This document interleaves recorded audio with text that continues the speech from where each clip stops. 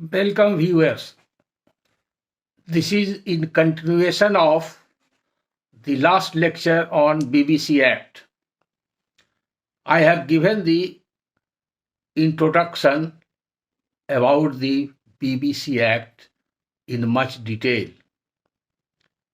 Now I will discuss its important and technical aspect section wise, which would be more profitable for all the judicial officers as well as the practicing advocates.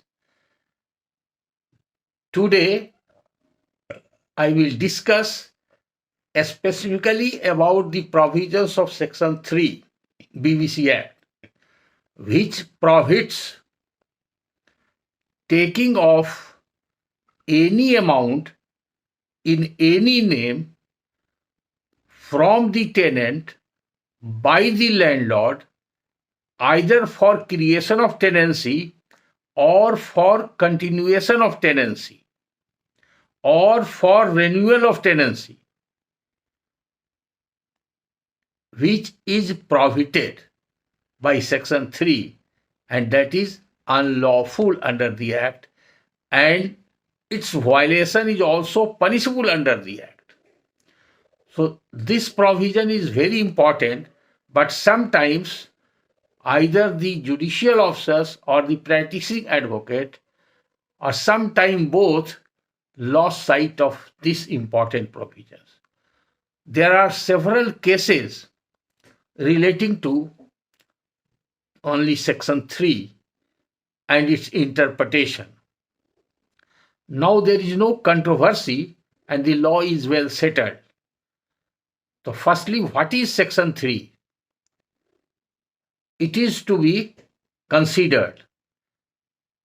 Section 3 simply says that no landlord shall claim or receive any amount in the name of or in the form of premium, salami, fine in advance exceeding 1 month rent. That means the landlord is entitled to receive 1 month rent in advance. In advance means before the creation of tenancy or at the time of creating the tenancy. That is called advance amount. Hindi में इसको अग्रिम रकम, अग्रिम राशि बोलते हैं. तो advance अगर कोई लैंडलॉर्ड मांगता है, नाम जैसा कि पिछले लेक्चर में मैंने बताया था कि नाम अलग अलग जगहों पर, अलग अलग प्रांतों या शहरों में अलग अलग तरीके से लोग इसको लेते हैं. अगर लैंडलॉर्ड लीगली कॉन्शियस है या एक्सपीरियंस्ड है, तो ये जो टर्म यूज किया गया है सेक्शन में, उसको वो नहीं लिखेगा एग्रीमेंट में, चेंज कर देगा टर्मिनोलॉजी को. That makes no difference. तो हेड नोट सेक्शन 3 का देखिएगा, तो हेड नोट में लिखा हुआ है, 3 ही वर्ड लिखा हुआ है, प्रीमियम, सलामी और फाइन. प्रीमियम, सलामी और फाइन. लेकिन ये अलग अलग फॉर्म में भी मांगा जाता है या लिया जाता है, ऐसा प्रचलन में है. कहीं पर इसको फॉरफिट मनी बोलते हैं, कहीं पर सिक्योरिटी मनी के रूप में लिया जाता है, कहीं पर जुर्माना के रूप में लिया जाता है. इसीलिए हेड नोट में आया है प्रीमियम, सलामी एंड फाइन. तो उसी का उर्दू में हो गया जुर्माना. कहीं पर जर बंदोबस्ती लिया जाता है, जर बंदोबस्ती, और कहीं पर तहरीर, कहीं कहीं पर इसको पगड़ी भी कहते हैं. In any case, in any form, whatever name may be, the criteria for application of Section 3 is that the amount of agreed rent shall not be received or claimed by the landlord from the tenant in advance exceeding the 1 month rent. That is, if there is a violation, then section 3 would attract. So it is very important to read this section for proper appreciation. I have said a head note is premium, salami, fine, or advance of more than 1 month's rent not to be claimed or received. It shall not be lawful for any person to claim or receive in consideration of the grant. In consideration of the grant मतलब किराया लगाने के उपलक्ष्य में. In consideration of the grant, comma, renewal or continuance. Renewal means अगर पहले से tenant है और उसके टेनेंसी को इनहेंस करना है, रिन्यू करना है, बढ़ाना है आगे के पीरियड के लिए, तो उसको रिन्यूअल ऑफ रिलीज कहते हैं. या कंटिन्यूएशन ऑफ टेनेंसी, कि अभी आपका टेनेंसी चलेगा या चल रहा है लेकिन आपको इतना और देना होगा, ये अगर कंडीशन कहता है तो उसके लिए वर्ड यूज किया गया है continuation of tenancy of any building. The payment of any premium, salami, fine, or any other like sum in addition to the rent or payment of any sum exceeding 1 month's rent of such building as rent in advance. So, फिर legislature in their wisdom they have added payment of any sum. This word any is very significant. Under the fold of this word any, all type of payments would come, just I have illustrated, which may be a jurmana, which may be jarbandobasti, which may be a tahrir, which may be a pagdi, or which may be a forfeit money, which may be a security money. So it covers entire payment. The whole object of making this provision in the Act is to protect the tenants so that the landlord may not extort money beyond the capacity of the tenant. Under the pressure, the tenant may be compelled to pay because the tenant has to retain the tenancy, and therefore, in almost all cases, the tenants used to succumb to the demand of the landlord. The tenant has to obey the demand, even if it is forbidden by law, because it is forbidden by law by this section, section 3. Section 3 prohibits claim and payment both. He has no right, the landlord has no right to claim it. If the landlord has no right to claim it, and if he has made a claim, the tenant is not under obligation to accept his claim. He may ignore, he may repute.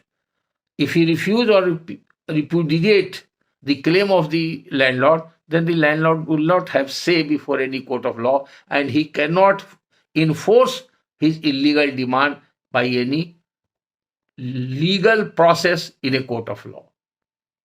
If he would like to take law in his own hand, that is a different matter. For that, law will just take its own course, and in ordinary common law, the tenant has got several remedy, either civil remedy or criminal remedy.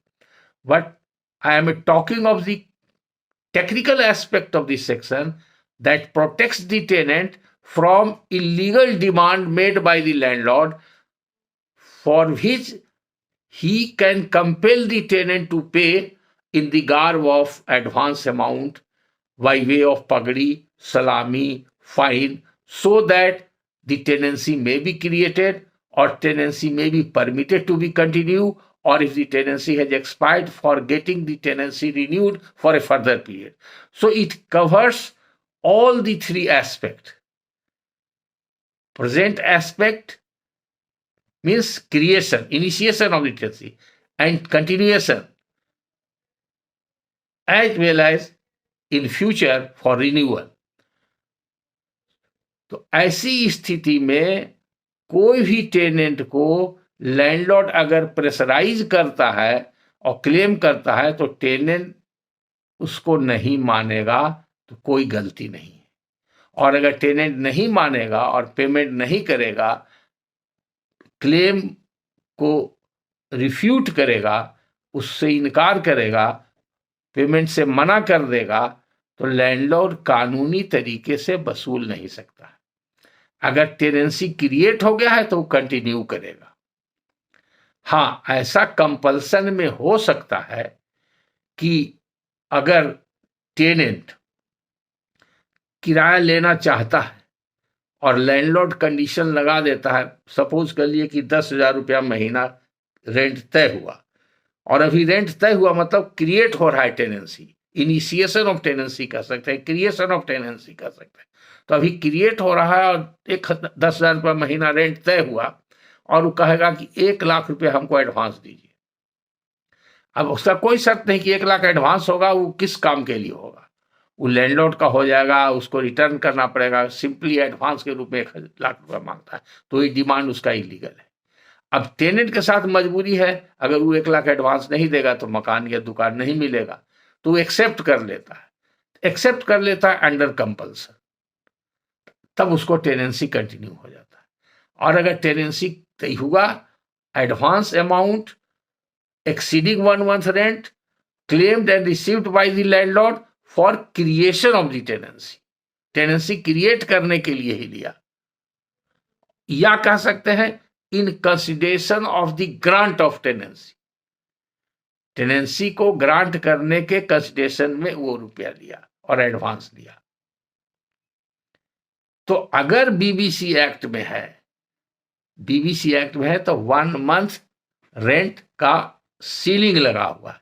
लेकिन अगर TP act में होगा, चूंकि इसी को law में premium बोलते हैं, जैसे सेल होता है तो सेल में कंसिडरेशन अमाउंट कहते हैं, जो विक्रय मूल्य होता है that is called consideration amount.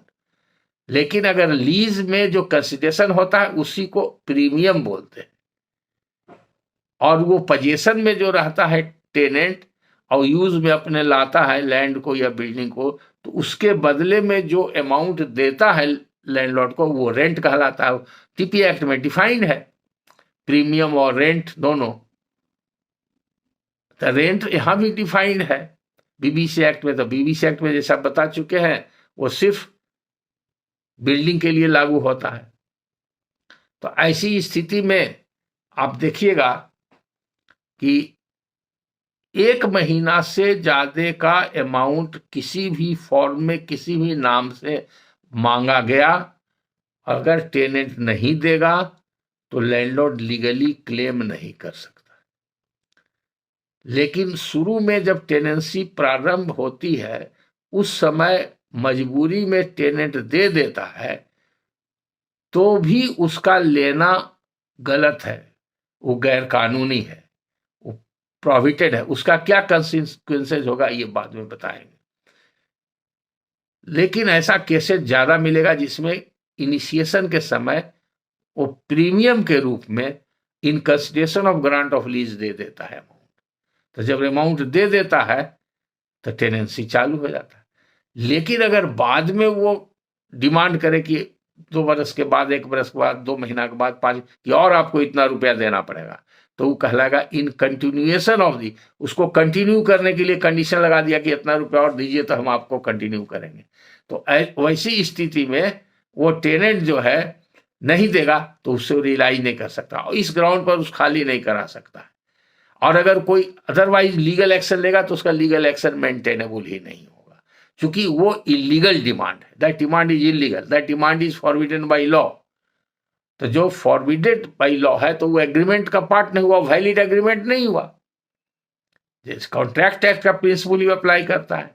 कोई भी कॉन्ट्रैक्ट विसिएट करता है, misrepresentation, fraud, undue influence, कोर्सन, duress, ये सब के वजह से अगर कोई एग्रीमेंट हुआ जिसमें ये सब एलिमेंट मौजूद है तो वैलिड एग्रीमेंट नहीं है।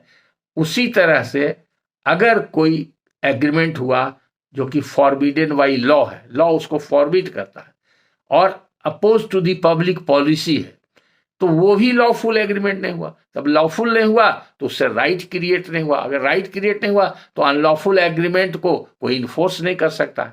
मतलब वैसे एग्रीमेंट का अगर ब्रीच हो गया, कोई उसको वायलेट किया उसके टर्म्स एंड कंडीशंस को, तो दूसरा पार्टी उसको ओवरकम करने के लिए, उसको इन्फोर्स करने के लिए कोई उसके पास लीगल रेमेडी नहीं है, इसलिए कि वो डॉक्यूमेंट वाइड हो जाता है। अगर जैसे आप ऐसे समझिए कि कोई सेल डीड है, 1 लाख रुपया में एक जमीन बेचा और उसमें लिखा हुआ है कि 1 लाख रुपया देने के बाद राइट टाइटल इंटरेस्ट पास करेगा और पोजेशन मिलेगा, तो टर्म्स ऑफ द एग्रीमेंट के हिसाब से 1 लाख रुपया पेमेंट करने पर ही टाइटल पास कर गया। उसने पेमेंट ही नहीं किया, तो पेमेंट नहीं किया तो टाइटल पास नहीं किया, तो टाइटल नहीं पास किया तो उसको इन्फोर्स करने का कोई राइट नहीं। फिर वो जो वेंडी है कि दूसरे को नहीं बेच सकता है, वो कब्जा भी नहीं कर सकता है। अब ये ऑप्शन है वेंडी का कि उस पर रुपया का क्लेम करे या सेल डीड को कैंसिल करे, ये ऑप्शन उसका है रेमेडी लॉ में जो है। तो उसी तरह से अगर यहां पर वो करेगा, क्लेम करेगा लैंडलॉर्ड, तो लैंडलॉर्ड का क्लेम नहीं चलेगा। तब क्वेश्चन ये है कि टेनेंट अगर उसके ऊपर बेस करेगा अपना डिफेंस, तो टेनेंट भी एट फॉल्ट है, तो इसका भी डिफेंस नहीं चलना चाहिए। जब both parties are at wrong, तो इस पर क्या कानून कहता है, इसी पर आज थोड़ी सी चर्चा करेंगे, जो कि आपके बहुत काम का रहेगा, और इस पर रेलेवेंट केस लॉ भी आपको बताएंगे। अब यहां पर यह भी बता दें कि जो वर्ड इसमें यूज हुआ है, जितना भी वर्ड हुआ है, सलामी, प्रीमियम, फाइन, एडवांस, जो भी पगड़ी वगैरह जितना हमने कहा, कोई भी एक्ट में डिफाइंड नहीं है, किसी का इसमें डिफिनेशन नहीं। इवन कि प्रीमियम जो वर्ड आया है, वो प्रीमियम का भी यहां डिफिनेशन नहीं है। तब प्रीमियम का जो ऑर्डिनरी मीनिंग होता है और खास करके ट्रांसफर ऑफ प्रॉपर्टी एक्ट के तहत जो होता है, उसके तहत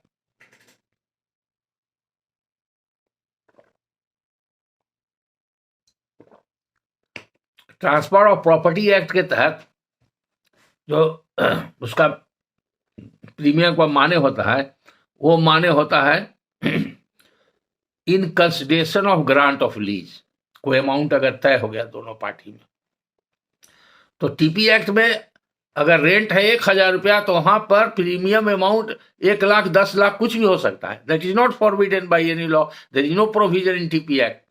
लेकिन जैसे ही बिल्डिंग का लीज अगर होगा, तो building contract, building lease contract जब होगा, तब बीबीसी अट्रैक्ट करेगा। बीबीसी अट्रैक्ट करेगा तब सेक्शन 3 अट्रैक्ट कर जाएगा, और जब सेक्शन 3 अट्रैक्ट कर जाएगा तो अमाउंट 1 मंथ जो रेंट का अमाउंट है वही उसका प्रीमियम अमाउंट होगा। मीन्स अगर हमको टेनेंसी क्रिएट करना है तो प्रीमियम देना जरूरी है, क्योंकि कोई भी एग्रीमेंट, कोई भी विदाउट कंसिडरेशन होगा तो वो एग्रीमेंट वैलिड नहीं हुआ, वैलिड कॉन्ट्रैक्ट नहीं हुआ। एग्रीमेंट तो हो सकता है, लेकिन दैट इज, जो भी वैलिड एग्रीमेंट है वही कॉन्ट्रैक्ट होता है। तो वैलिड कॉन्ट्रैक्ट मतलब जो कंप्लीटेड कॉन्ट्रैक्ट है, और जो इन्फोर्सेबल कॉन्ट्रैक्ट है उसके लिए कंसिडरेशन बहुत जरूरी है। तो जब हम किरायनामा लिखते हैं किसी के पक्ष में, या हम अगर टेनेंट है तो किरायनामा लिखाते हैं और दोनों पार्टी मिलकर किरायनामा का कोई एग्रीमेंट बनाते हैं, कोई डीड बनाते हैं, तो उसमें तो कंसेशन अमाउंट रहेगा। तो कंसेशन अमाउंट रहेगा, बिल्डिंग के लिए रहेगा, तो 1 महीना का जो एग्रीड रेंट है वही रहेगा। उससे आगे हो जाएगा तो सेक्शन 3 अट्रैक्ट कर जाएगा।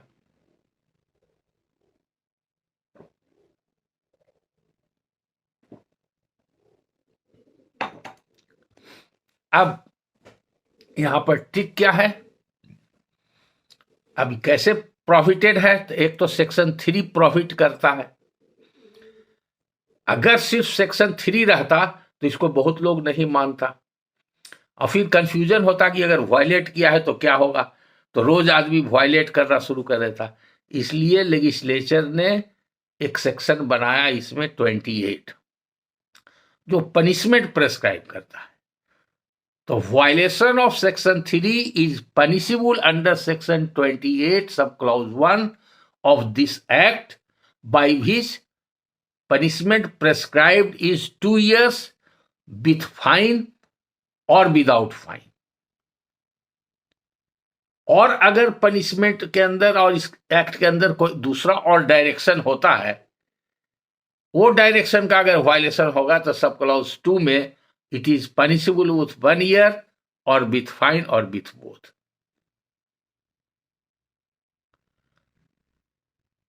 तो ऐसी स्थिति में सेक्शन 3 को सेक्शन 28 के साथ पढ़ने से ये क्लियर हो जाता है कि डिमांड और पेमेंट,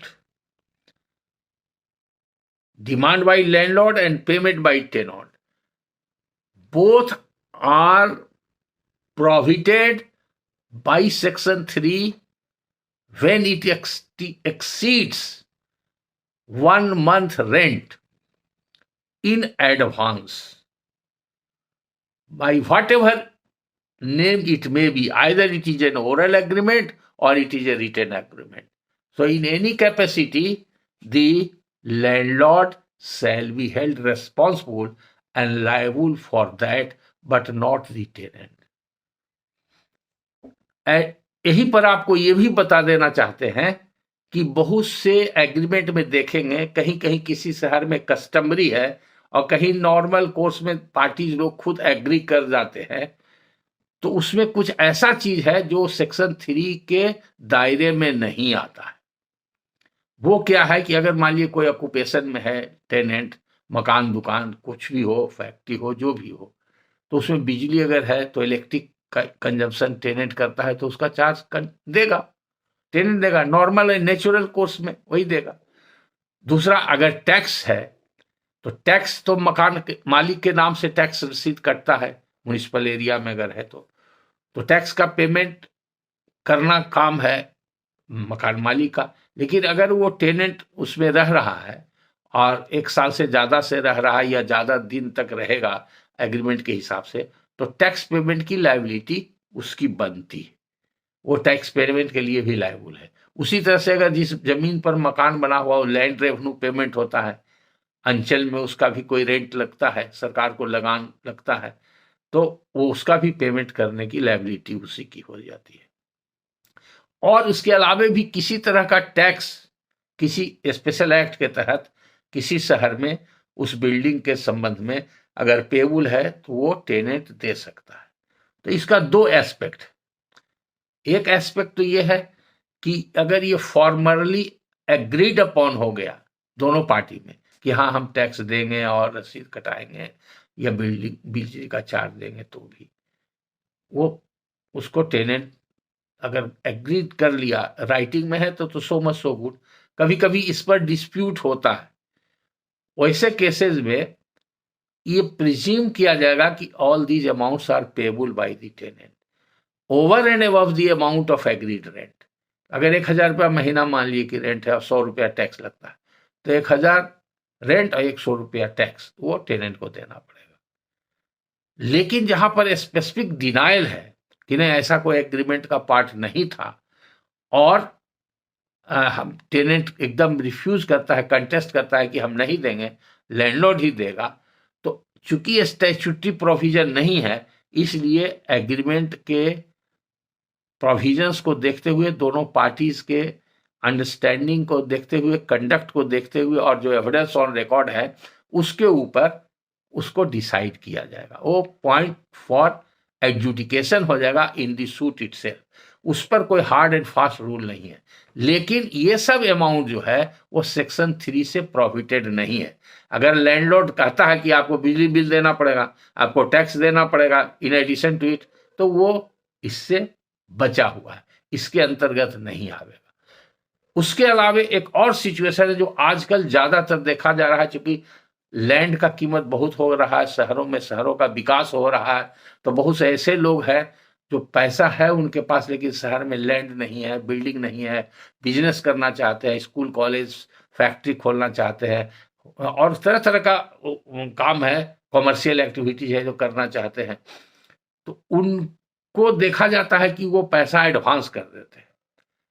हमारे पास ओपन लैंड है भाई, हम बिल्डिंग नहीं बना सकते हैं, तो कहते हैं ठीक है आप बिल्डिंग बनाइए, हम आपको एडवांस कर देते हैं 2 महीना, 4 महीना, 6 महीना, साल भर में अगर बिल्डिंग बन जाएगा तो हमारा ये रिक्वायरमेंट है, मेरे रिक्वायरमेंट के हिसाब से बना दीजिए। या कभी लैंडलॉर्ड कहता है कि नहीं, हमारा तो ये फ्यूचर प्लानिंग है, हम इस तरह का बनाएंगे, लेकिन थोड़ा फंड का कमी है, हमको टाइम लगेगा। तो वो कहता है ठीक है, जो फंड का कमी है हम पूरा करेंगे, और अपने डिजाइन से आप बनाइए, उसी में हम ऐसा ऐसा हमारा रिक्वायरमेंट है, हम उसमें ये काम करेंगे। और आजकल खास करके जो मॉल सब बन रहा है, या और तरह तरह का जो रिलायंस ट्रेंड्स का चल रहा है, और बहुत सा आ रहा है, वो लोग गोडाउन और मकान के लिए, तो वो लोग जनरली जैसे बैंक भी एडवांस करता है हाउस लोन में, उन लोग भी एडवांस कर देता है। तो अगर वो अमाउंट एडवांस करता है तो उसमें सेक्शन 3 से बच जाता है। क्यों बच जाता है? कि वो इन एंटिसिपेशन ऑफ गेटिंग, अभी उसको मिला है नहीं, अब मिलने का भी कोई एग्रीमेंट नहीं हुआ है, वो एक तरह से फाइनेंशियल एकोमोडेशन है। जो प्रोस्पेक्टिव टेनेंट है, अभी टेनेंट बना नहीं, टेनेंट बनेगा। तो चूंकि वो टेनेंट बना नहीं है और टेनेंट के हैसियत से बातचीत नहीं कर रहा है, और वो एडवांस नहीं कर रहा है, वो अपने गरज में कर रहा है, तो इसलिए उसमें वो लागू नहीं होगा। तो अब इस संदर्भ में जो मोस्ट इंपॉर्टेंट और टेक्निकल बात है, वो बात आपको बताने जा रहे हैं। आप लोग ध्यान से सुनिएगा, और कई डिसीजन बताएंगे, इसको नोट कीजिएगा। ये बोथ फॉर जजेस एंड एडवोकेट्स। एक लैटिन में वर्ड है, या डॉक्ट्रिन कहिए उसको, पारी डिलिक्टो, PARI, पारी डिलिक्टो, DELICTO, पारी डिलिक्टो। इसका मतलब है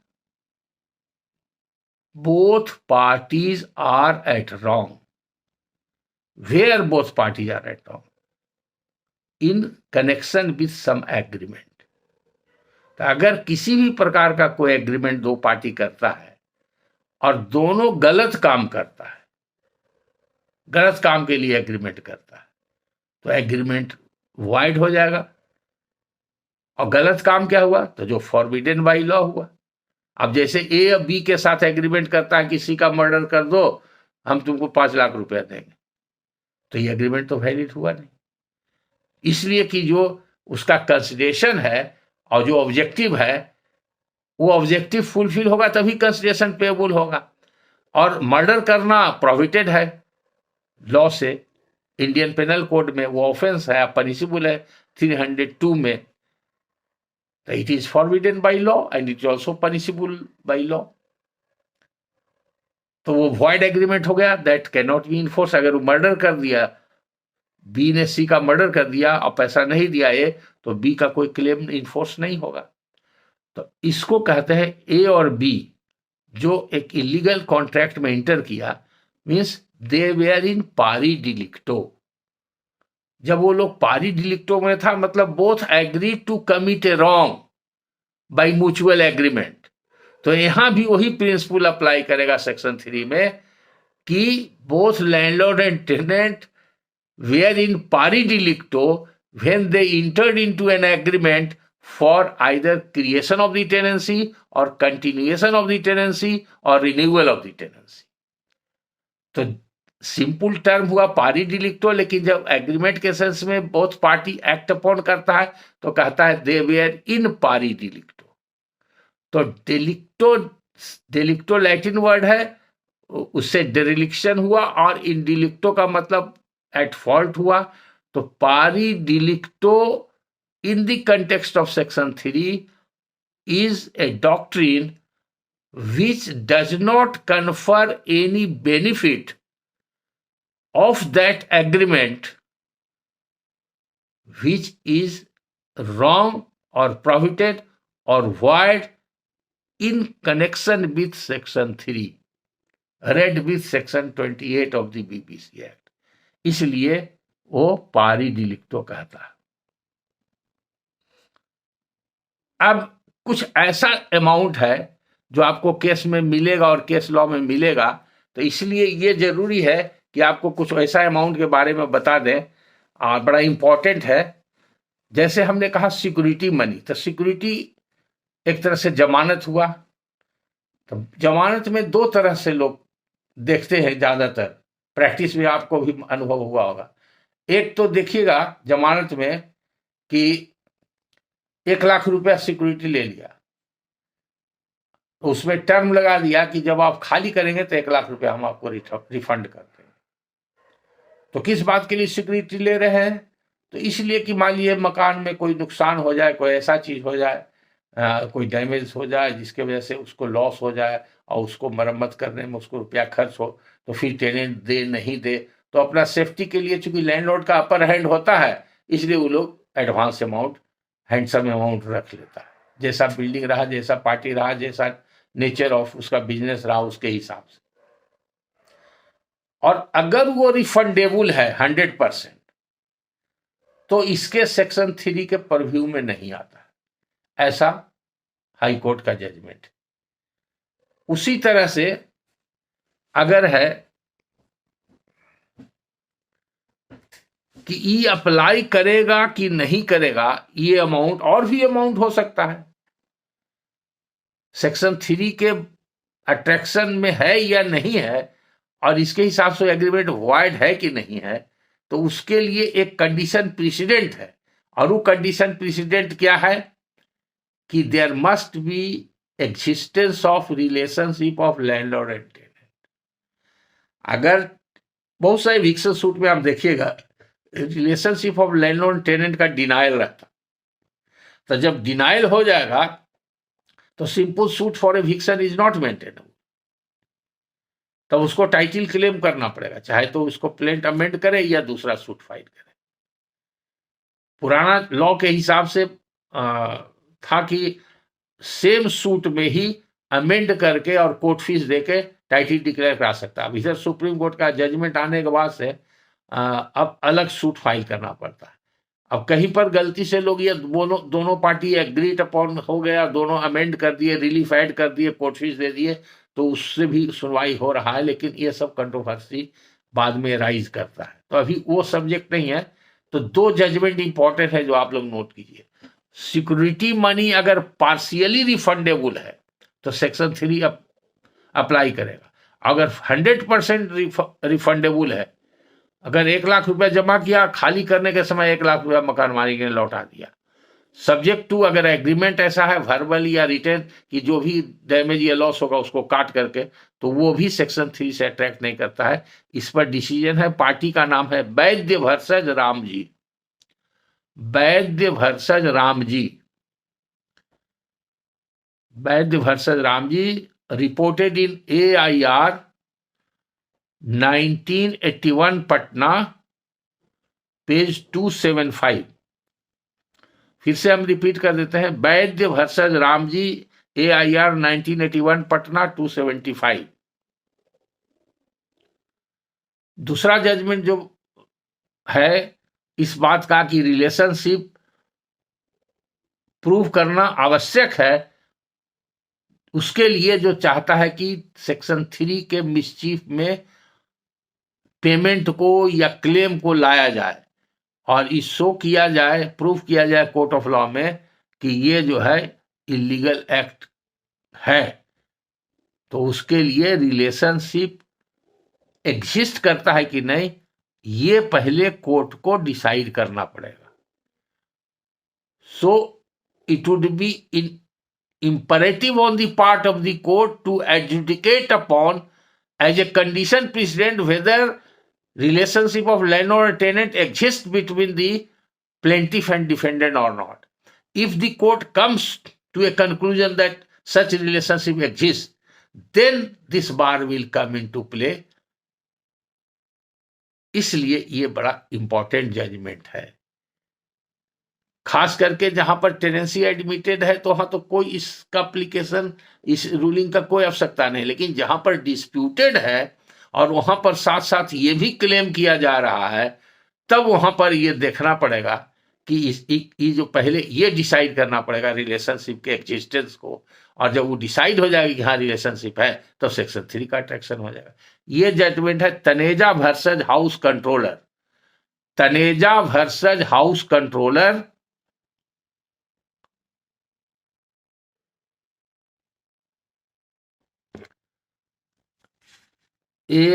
Taneja versus House Controller 1983 PLJR, 1983 PLJR, page 292.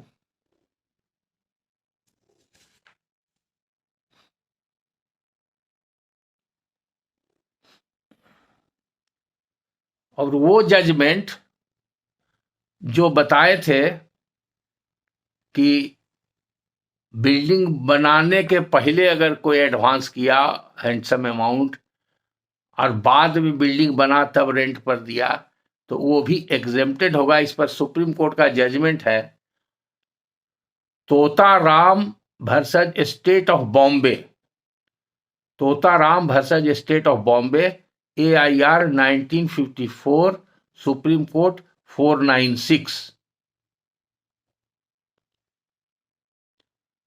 AIR 1954, supreme court 496। तो ये एस्पेक्ट आपको बता दिए और ये बड़ा इंपॉर्टेंट एस्पेक्ट आज हम लोगों ने कवर किया। अब नेक्स्ट वीडियो में आप पाएंगे कि टेनेंट कैसे बचता है डॉक्ट्रिन ऑफ पारी डिलिक्टो से।